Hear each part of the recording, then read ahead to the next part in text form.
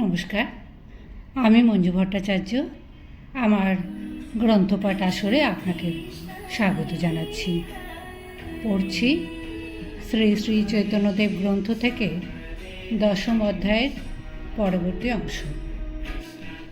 রাজা প্রতাপরুদ্র চৈতন্যদেবকে যেরূপ ভক্তি শ্রদ্ধার চোখে দেখিতেন, তাহাতে ভক্তগণের আশা ছিল তিনি চেষ্টা করিলে গোপীনাথ অতি সহজেই রক্ষা পাইবেন। কিন্তু তিনি এই বিষয়ে হস্তক্ষেপ করিতে চাহিলেন না, বরং স্পষ্টই বলিলেন, আমি ভিক্ষুক, আমা হইতে কিছু নয়। চৈতন্যদেব কোনো প্রকারে স্বীয় ধর্ম সন্ন্যাস আশ্রমের মর্যাদা কিছু মাত্র লঙ্ঘন করিয়া বিষয় সম্পর্কে যাইতে ইচ্ছুক হইলেন না। ভক্তগণ অতিশয় কাতরভাবে গোপীনাথের রক্ষার জন্য বারংবার প্রার্থনা করিলে শেষে তাহাদিগকে প্রবোধ দিয়া বলিলেন, যদি তোমরা তাহাকে রক্ষা করিতে চাও, তবে সকলে শ্রী শ্রী জগন্নাথ দেবের মন্দিরে গিয়া তাহার শরণাপন্ন হও। একমাত্র তিনি হয়কে নয়, নয়কে হয় করিতে সমর্থ। এদিকে রাজার প্রিয় অমাত্য হরিচন্দন কুমারগণের কঠোর ব্যবস্থায় অতিশয় দুঃখিত হইয়াছিলেন। তিনি স্বয়ং রাজা প্রতাপরুদ্রের নিকট গিয়া সমস্ত ঘটনা ভালো করিয়া বিবৃত করিলেন এবং অতি বিশ্বস্ত পদস্থ ব্যক্তি ভবানন্দ রায়ের পুত্র রামানন্দ রায়ের সহোদর গোপীনাথের শাস্তি সম্বন্ধে বিবেচনা ও তাহার প্রতি অনুকম্পা প্রদর্শন করিবার জন্য বিশেষ অনুরোধ জানাইলেন। হরিচন্দন রাজাকে বুঝাইয়া বলিলেন, গোপীনাথের গোষ্ঠীবর্গ সকলেই রাজ অনুগত, ইহাদের ওপর এরূপ কঠোর দণ্ড শোভা পায় না। তাছাড়া গোপীনাথের নিকট যে পাওনা বাকি রহিয়াছে, সে বাঁচিয়া থাকিলে যে কোনোভাবেই হোক তাহা আদায় করা সম্ভব হইবে। প্রাণে মারিলে তো কিছুই লাভ হইবে না। হরিচন্দনের কথা শুনিয়া রাজা বিস্মিত হইয়া বলিলেন, গোপীনাথের প্রাণদণ্ডের বিষয়ে আমি কিছুই জানি না। তাহার নিকট ধন পাওনা, আমার ধন প্রয়োজন, প্রাণ লইয়া কী হইবে? রাজা হরিচন্দনকে রাজকুমারের নিকট পাঠাইয়া গোপীনাথের প্রাণদণ্ড রহিত করাইলেন এবং হরিচন্দনের মধ্যস্থতায় বাকি পাওনা আদায়েরও ব্যবস্থা হইল। গোপীনাথ ও তাহার গোষ্ঠীবর্গ মুক্ত হইলেন। গোপীনাথের ব্যাপারে ও ভক্তগণের ব্যবহারে চৈতন্যদেবের মনে খুব বিরক্তির সঞ্চার হইয়াছিল। তিনি পুরীতে বাস করা এরূপ ঝঞ্ঝাটপূর্ণ হইবে দেখিয়া আলালনাথে নির্জনে গিয়া থাকাই মনস্থ করিলেন।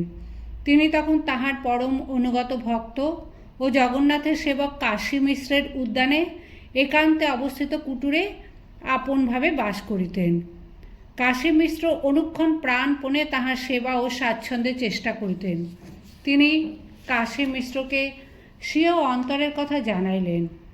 চৈতন্যদেব তাহাকে বলিলেন, দেখো মিশ্র, এই ভবানন্দ রায়ের বহু গোষ্ঠী, ইহাদের জন্য আমার এখানে থাকা দায় হইয়াছে। ইহারা রাজার চাকর, অথচ বিশ্বাসঘাতকতা করিয়া রাজার ধন আত্মসাৎ করে। কাজেই রাজা দণ্ড দিবে, ইহাতে আর আশ্চর্যের বিষয় কি? অথচ এই সকল বিষয় নিয়ে লোকে আমায় বিরক্ত করিতে আসে। এই জন্য মনে করিতেছি আলালনাথে গিয়া বাস করিব।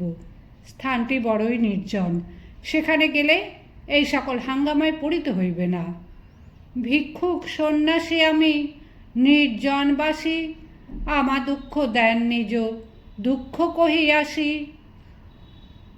তাহার কথা শুনিয়া কাশী মিশ্রের অন্তরেও খুব দুঃখ হইল।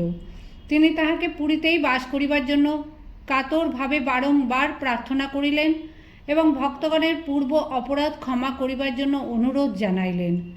গোপীনাথের ঘটনা সম্বন্ধে সেদিনকার বিষয় উল্লেখ করিয়া বলিলেন, রামানন্দ রায়ের গোষ্ঠীবর্গের প্রতি আপনার বিশেষ স্নেহ অনুকম্পার কথা ভাবিয়াই উক্ত ঘটনা আপনাকে নিবেদন করা হইয়াছিল এবং এখনও সকলের বিশ্বাস আপনার কৃপাতেই গোপীনাথ এই বিপদ হইতে রক্ষা পাইয়াছেন। কাশী মিশ্র চৈতন্যদেবকে আশ্বস্ত করিয়া আবার দৃঢ়স্বরে বলিলেন, ভবিষ্যতে আর কেহ কখনো আপনার নিকট কাহারও সাংসারিক কথা বা সমস্যা উত্থাপন করিবে না। আপনি এখানেই ইচ্ছানুরূপ নির্জনবাস করিয়া দাসের মনোবাঞ্ছা পূর্ণ করুন। মহাশৌর্য বীর্য পরাক্রমশালী হইলেও মহারাজ প্রতাপরুদ্র ছিলেন অতিশয় নিষ্ঠাবান হিন্দু ও দেবদ্বিজ ভক্ত। পুরীতে অবস্থানকালে মহারাজ তাহার কুলগুরু ভগবত ভক্ত ষট কর্মান্বিত ব্রাহ্মণ কাশী মিশ্রের গৃহে নিত্য গমন করিয়া সহস্তে মিশ্রের পাদ সম্মানাদি সেবা করিতেন এবং মিশ্র মুখে মন্দিরের ব্যাপার, শ্রী শ্রী জগন্নাথের সেবা পূজা, নিত্য নৈমিত্তিক পর্ব উৎসব, লীলা কথাদি শুনিতেন। গোপীনাথের হাঙ্গামার পরেই একদিন মহারাজ ওইভাবে কাশী মিশ্রের ভবনে উপস্থিত হইলেন। অবসরমত মিশ্র চৈতন্যদেবের পুরীত্যাগের ইচ্ছা মহারাজকে জানাইয়া দুঃখ প্রকাশ করিতে লাগিলেন। মিশ্রের কথায় মহারাজের মনে অত্যন্ত দুঃখ জন্মিল। প্রতাপরুদ্র দুঃখ প্রকাশ করিয়া বলিলেন, এমন মহাপুরুষ যদি অসুবিধাবশত পরিত্যাগ করিতে বাধ্য হন তবে আমার রাজত্বে ধিক। কাশী মিশ্রকে বিশেষ অনুনয় সহকারে সন্ন্যাসীকে পুরীতে রাখিবার জন্য বলিয়া মহারাজ বিমর্ষ চিত্তে প্রাসাদে ফিরিলেন এবং আসিয়াই গোপীনাথের খোঁজ খবর লইতে আরম্ভ করিলেন। বিশ্বস্ত ব্যক্তিগণের মুখে তিনি শুনিতে পাইলেন, অমিতব্যয়ী হইলেও গোপীনাথ ভক্ত লোক, ভোগবিলাসের জন্য কিছু কিছু ব্যয় করেন সত্য, কিন্তু দেবতা, সাধু, ব্রাহ্মণ, অতিথি, অভ্যাগত, গরিব দুঃখী সেবাতেই তাহার বহু অর্থ ব্যয়িত হয়ে যায় এবং এই সকলে অজস্র ব্যয় করেন বলিয়াই রাজকোষের দায় শোধ করিতে পারেন না।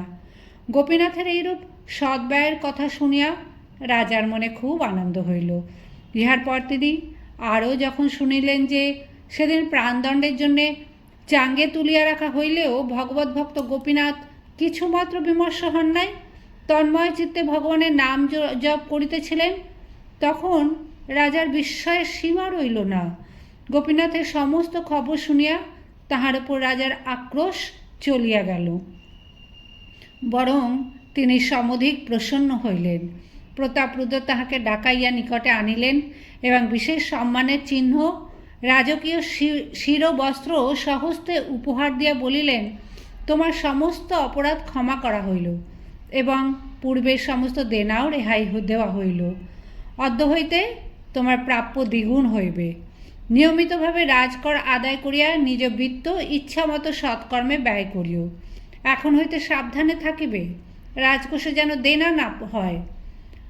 অশ্রুপূর্ণ নয়নে গলবস্ত্রে গোপীনাথ রাজার চরণতলে পড়িয়া স্বীয় অপরাধের জন্য বারংবার ক্ষমা প্রার্থনা করিলেন এবং ভবিষ্যতে সাবধান হয়ে চলিবার অঙ্গীকার করিয়া হৃষ্টচিত্তে গৃহে ফিরিলেন।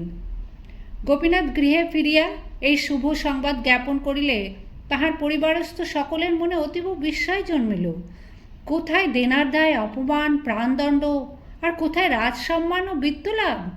বৃদ্ধ পিতা ভবানন্দ রায়, যাহাকে চৈতন্যদেব পাণ্ডুরাজ নামে অভিহিত করিয়া সম্মান প্রদর্শন করিতেন, এই খবর শুনিয়া রামানন্দ রায় প্রমুখ পঞ্চপুত্রকে সঙ্গে লইয়া আসিয়া চৈতন্যদেবের চরণে দণ্ডবৎ প্রণত হইলেন।